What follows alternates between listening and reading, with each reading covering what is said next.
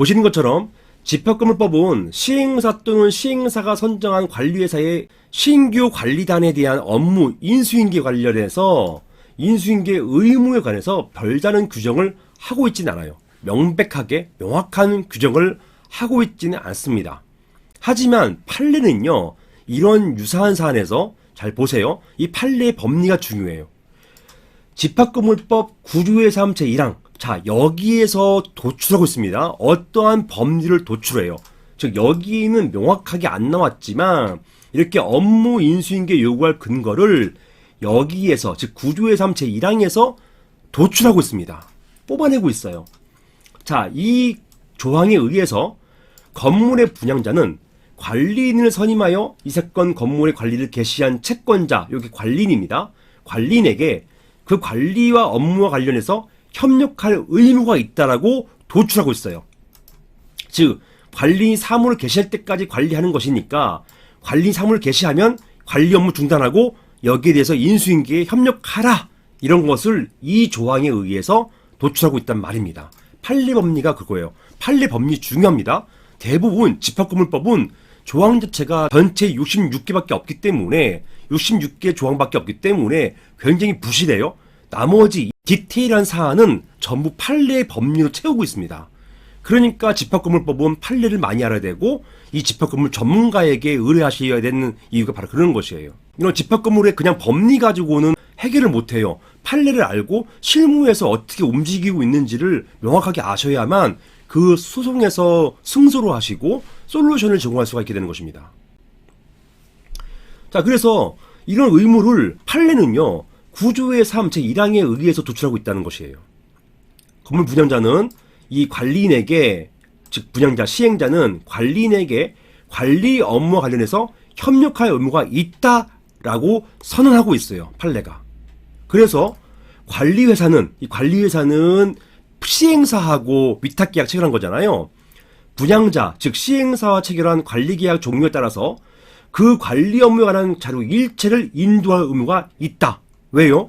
분양자가 있으니까 그 분양자와 위탁계약 체결한 관리회사도 당연히 인도의 의무가 있다라고 보는 것입니다. 거슬러 올라가면 어떤 법에 의거해서 집합건물법 구조의 3 제1항에 의거해서 그렇다는 것이에요.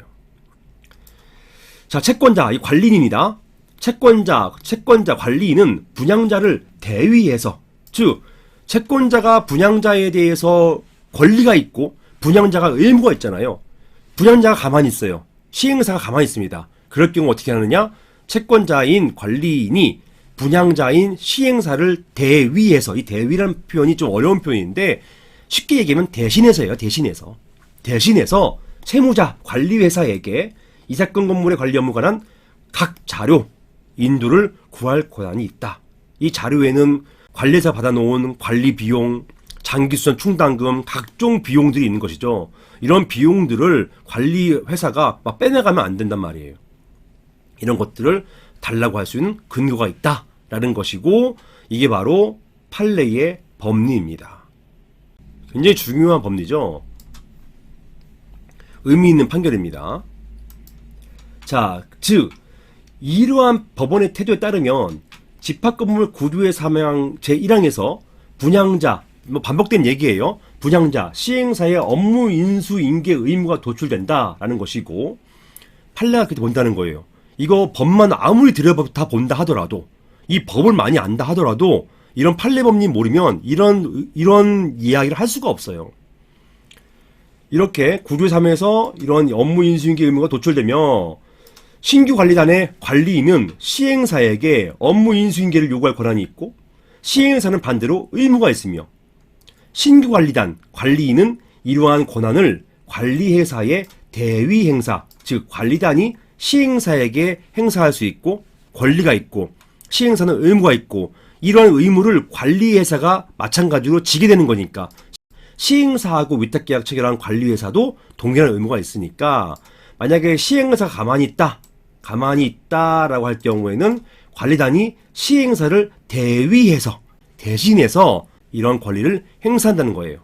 그렇게 해서 결과적으로는 신관리단의 자료인도 청구에 응해야 할 의무가 있다. 그리고 이 의무는 법적인 의무입니다.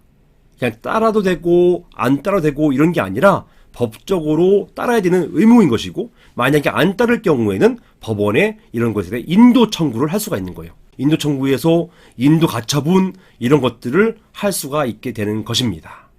자, 그래서 마무리하겠습니다. 제목 보시는 것처럼 최초 관리인이 관리회사에게 업무 인수인계를 요구할 수 있는 근거는 무엇이다? 집합건물법 제9조의 3 제1항이다. 이렇게 이해하시면 되겠습니다. 판례 법리가 그렇다는 것입니다. 이상입니다.